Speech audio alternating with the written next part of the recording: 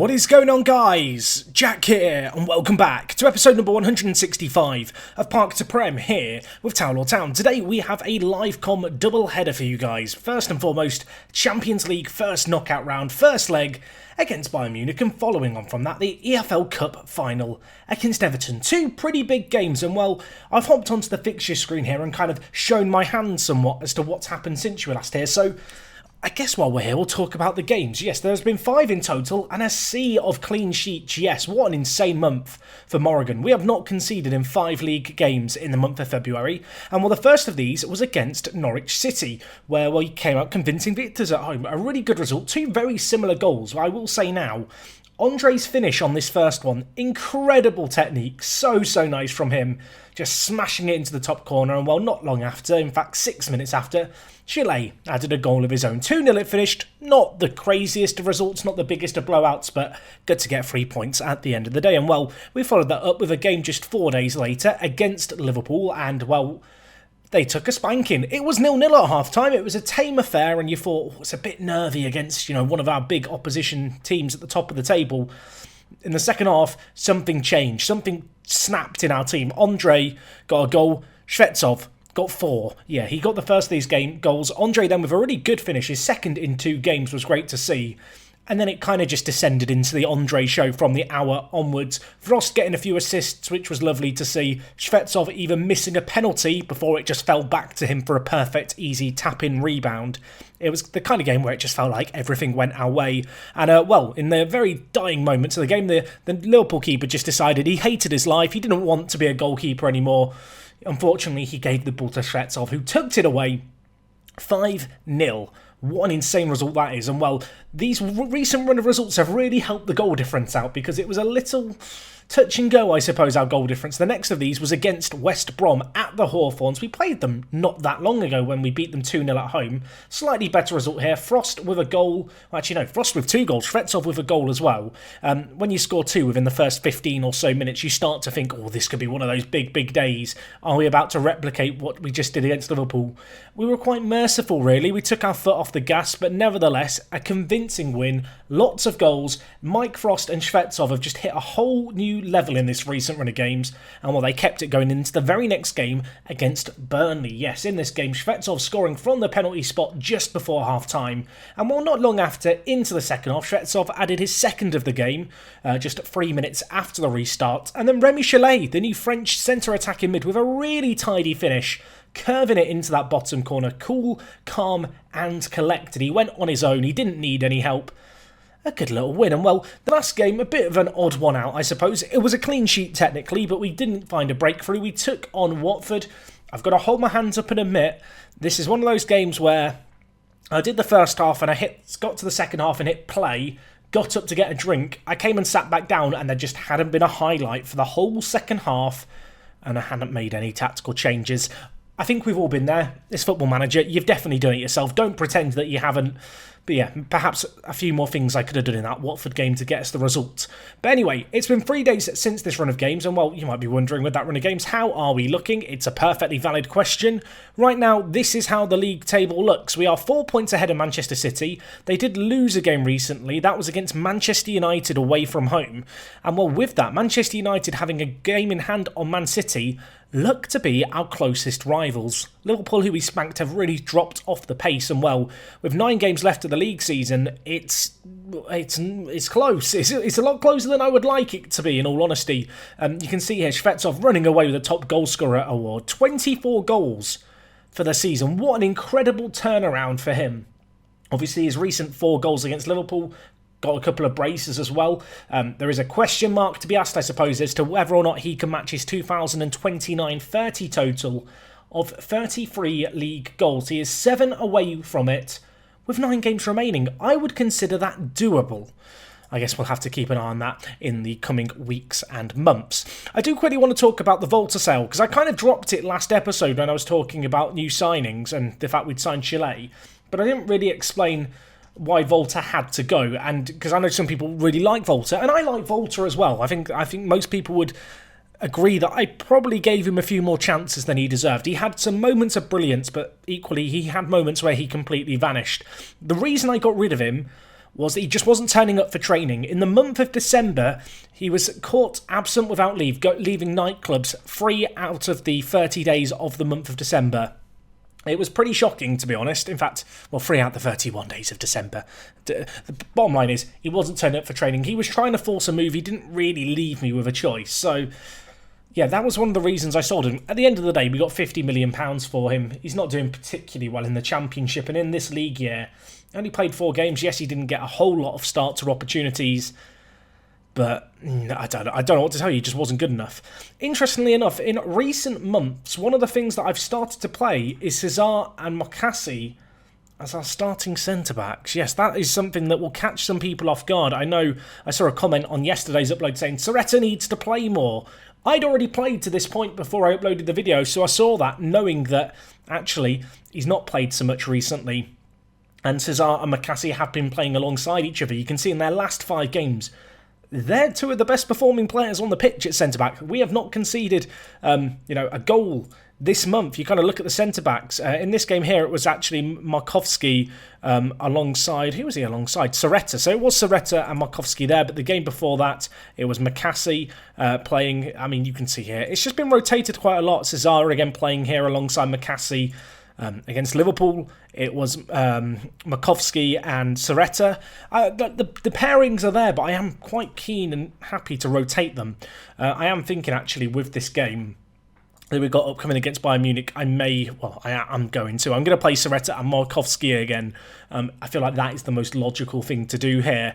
But yeah, all in all, we've got a good squad, pretty much at full selection. The only big bit of injury news really is Claudio Holman, out with a hip injury, missing a lot of football, has definitely negatively impacted his physicals, unfortunately for us. It has also just occurred to me, I've hit start to record, I've started talking about all this stuff, I haven't actually continued to the game day of the Bayern Munich game, so I guess we'll do it now. It's indirectly turned into a mini live com, because we have got a couple of days to prepare for the Bayern game. Let's hope that there's no more injuries to speak of. Also, Manchester United playing their game in hand here, can they slip up? They didn't slip up, did they? They won, yes. 3-1 they won. That's annoying. But yeah, Bayern Munich, 2 days away. Not a whole lot of rest for this. And of course, after that, after one huge game, the Champions League in some ways I value more than the EFL Cup. But after this game, we've got to prepare for another huge game. So there isn't a great deal of time to rest and to, I guess, recollect ourselves. I've got a little update here about Norman. Good assist for him playing for Juventus. He's having a very, very successful loan spell. He really has found his feet in Italy. 11 goals, 8 assists. Not bad considering he's playing the right attacking mid position. Matinho as well has done very, very well playing for Gladbach. Just continuing to develop. I don't know. I feel the future's looking bright here at Towler. I feel like we've got a pretty good squad at our disposal. And we should be doing well. Anyway, let's continue a few more times. Of course, Bayern Munich, a team that we just seem to repeatedly get drawn against.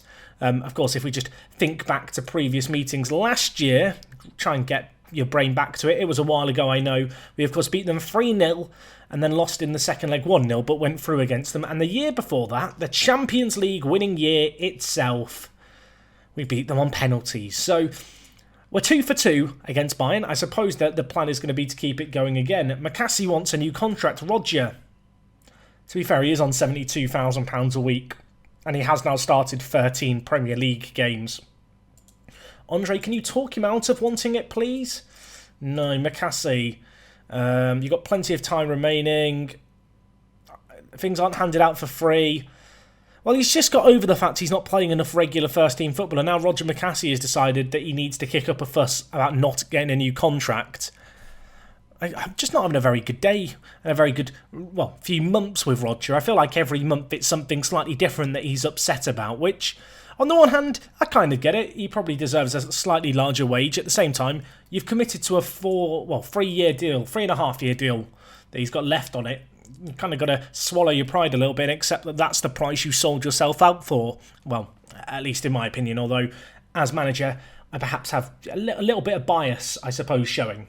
But anyway, let's get into the game against Bayern Munich. We are finally here for this. In terms of the team, we are going to go, I think, with this. I think this is the squad to use. With Holman out, it opens up the opportunity for Matasevic to play. There is part of me, actually, that knowing he's played better at centre attacking mid, could swap him and Chalet around. Chalet, obviously signed to be more of an advanced playmaker, the replacement for Volta. But actually, as far as Mazzalas go, he is top quality. Not quite the same gravy, perhaps, as Holman, but an outstanding player in his own right. And given recent form, I do think it makes more sense to play Matasevic leading the line there. But anyway, the bench is looking very strong as well. Dylan Turnbull, coming back from an injury, is available for 45 minutes. We'll bring him in for Gonzalez. But no, I think this is the team that we are going to go with here. Perhaps a little bit controversial to drop Cesar and McCassie because they've been exceptional at centre-back. They have played some of the easier games, I suppose, and I do feel like this is a game for the big names. And Soretta and Markovski are most definitely that. Of course, last episode we were slightly weakened. I say slightly. We were missing most of our first-team defenders. 3 of them were out. Our set 3 of our centre-backs just unavailable. Not exactly optimal. They're back now. We should play our best 11, and despite the recent form, I do have to analyse our team and look at it and say that with Holman out injured, this probably is the strongest team we can field. Anyway, we were at home for this game. I feel like the best way to mark this kind of performance at home is to keep a clean sheet and then try and build forward from it. We are aiming here, if we can keep a clean sheet here, to go an entire month without conceding a goal. That's the aim. Could we do it today? It's going to be a tall order, you'd imagine, because Bayern Munich are quite good, as it turns out. And while they've got the ball here in the wide areas, Callet bringing it forward. Vincent puts in a half-arse tackle. It's cleared away. Morrigan, though, huge save. That should have been in the back of the net, really, shouldn't it? Also, Makovsky, did you take a knock? Or did you have really low condition before the game started and I didn't notice? Either way, what an awful first half. I mean, maybe it's going to be a good job that I didn't join you immediately on match day, because this would have been a much shorter episode. Let's see if there's a burst of life in the second half. I've got to perhaps think ahead to how I might want to change things here. As Bazaz brings the ball forward, plays it inside, Morrigan collects. I mean, boys, we've just not been good enough. It's time to get shouty. And with Makovsky looking a bit tired, I'm just going to take him off for Cesar. I feel like it's a move worth making. Cesar is actually listed in the Media Dream 11. I know that was something that people asked about in recent episodes in the comment section. I think of episode 163 was, could I show the Media Dream 11? I will try and remember to do that. What you should know is, at least last time I checked, Cesar was in it. Cesar is really rated highly as a centre-back. He has obviously developed a lot, kind of lived in the shadow of Soretta for a while. Hopefully on off the bench he's going to be able to get up to speed in this game. Anyway, we've got the ball here. Andre moving it around really nicely. On the overlap is Mateus Aurelio. I mean, Andre, you've had a great goal-scoring run, but it's difficult to find any kind of excuse for that effort there. That was absolutely atrocious by the Brazilian. Kaiser's picked up a booking. I'm thinking I'm going to take him off of Jarno Leskinen, you know. Let's bring in Leskinen. And with our last change, I'm going to take off Shvetsov. He's just not been at the races today. Kansina is going to come on, I think. In fact, no, I've changed my mind. I've had a change of heart. This might be mad. This might seem stupid. I'm going to switch to the 4-4-2. And we're going to adapt, as you can see here. It's going to be the same or similar subs. Shvetsov's actually going to stay on. We're going to haul off Chalet and we're going to haul off Kaiser. And we're going to go with this. I feel this is a formation we can really switch to, though. Kansina obviously natural out on the left-hand side. Matasevic natural out on the right-hand side. With 10 minutes left, I feel like it's worth the slightly different approach. We've not conceded nearly enough. I mean, the good news is... Oh, I don't want to jinx it now. I was going to say the good news is the clean sheet record is still on. We have now won the ball, though, through Mateus Aurelio. Look at him run. Run, Mateus. It's an interesting running technique, isn't it, really? He breaks through. Can he find the ball in? Kansina's there. It's blocked away. Oh, it would have been... just an insane wonder goal if it could have gone in, and now they're hitting us on the counter. My word, Morrigan gets half a hand to it, but Axel Halbrecht-Dierchner, what was that? We'll just call you AHG, it's easier. He came second in the Ballon d'Or behind Frost. Let's just do a quick comparison, quick comparison. Just it makes me feel, he might have scored against us, but he's not as good as Frost. The fact that that is the silver lining that I am looking at here is somewhat of a concern. But yeah, that is unfortunate. I know someone's going to blame Morrigan for that, but that is ultimately a situation where he's been left in a very tricky situation. He gets a good hand to it, but it's just not quite strong enough. And it's one of the best strikers in the world. And while we lose our clean sheet record for the month, with what, 5 minutes left of it, and it's going to leave us with a very tall order going into the second leg. And any time for a late goal. We are kind of rolling the dice here. By going more attacking, we are opening ourselves up at the back to a second away goal, which would be disastrous. Soretta wins it. Andre flicks on Cancina. Could we get the goal? Cancina bursting forward. He has got players in support, including Frost, who's there to tuck it in the bottom corner. And a roll of the dice with just 4 minutes left. Looks like it's going to have been worth it. Huge goal by him. That is what we needed. Cancina on off the bench. Lovely run here. Frost's running behind is really intelligent as well. My word, lovely build-up play, lovely finish. Good to see Frost and Cancina linking up. And with 2 minutes left, you might be there thinking, Jack, go more defensive. No, we're staying on very attacking. It's not going to make a difference anyway. It finishes 1-1, which, I don't know. Considering how one-sided that game was for large spells and the fact Bayern Munich probably should have got a few more goals whilst they were ahead, to come through that with a 1-1 does open up the door. It gives us that second chance, and we are very much in... well, with a decent fighting chance of making it through. That is not a bad result. It's not a great result by any means, but yeah, I'm not going to dwell on it too much. Ultimately, we rescue a late draw. Frost to the rescue again, of course. I mean, who else was going to be to the rescue? Yeah, huge goal for us. And well, the big challenge now is we need to rest all of our players because we have Everton in 5 days' time. Unfortunately, however, Kaiser is suspended for that. But anyway, let's hop forward to that game. It's half a week away. Future Jack, good luck. You've got this in the bag, buddy. Let's go and beat Everton. Okay, guys, so it is time for match number 2 of today's episode. We are taking on Everton. I have just finished watching the Merseyside derby. Let's hope that this game's a bit more entertaining than that 0-0 draw, shall we? Yeah, we're going to be taking them on. Obviously, EFL Cup, they are not a bad side, Everton. Like, that is the first thing to really say. The good news for us is Alex Boyo, our own player, can't play against us. And to be fair, he's become a bit of an important part of their team since he joined them on loan in January. But no, elsewhere in their team, their key player is Nicolas, who is a tremendous centre-attacking mid, a Spaniard they signed from Barcelona a few years ago now, who really has developed. And at the back, they've got Rubio, who is a player who, once upon a time, I had earmarked as a possible signing. He looks very solid. They're a good team. I mean, they are 5th in the Premier League for a reason, and they've got Diego Simeone as their manager. So we've got to show them some respect. But in terms of the team that we're going to play, unfortunately for us, Andy Eric has got injured, so he's out for the next week or so. Kevin Kaiser, we already knew was going to be suspended. Vincent's picked up a little injury, and Turnbull's still coming back from injury as well. So yeah, there's a few areas of the pitch where we could definitely be stronger. It does mean that Jarno Leskinen is going to get the nod at deep line playmaker for this game. Additionally, at left back, it's going to be Nico coming in. I mean, this feels like the team from a couple of years ago now, really, doesn't it? Elsewhere in the team, you can see that the usual suspects at the back. I'm going to stick with Markovski and Soretta. Chalet is going to get a nod at centre attacking mid, rather than as the Mazzala. We've swapped these two guys back around. Up top, it is going to be Frost and Shvetsov, and well, we'll hope that they can do the business for us today. That match against Bayern Munich was, well, disappointing to say the very least. However, we have got to just consider, I suppose, in the back of our minds that ultimately they are a good team. There's a reason they got to the Champions League final 2 years ago and played against us. They were never going to be pushovers. And well, hopefully this game is going to be a little easier than that last game, because that was not tough to take, but you know, it was pretty disappointing in truth. And this is a game which, when you look at it, on the face of it, should be a lot more winnable. So let's do this. We're going to Wembley. It's a site that we're familiar with. We've been to this cup final once. We've won once. We've lost once. And well, Remy Chalet has scored once in a final now as well. We take the lead after just 80 seconds. That is what you want to see, isn't it?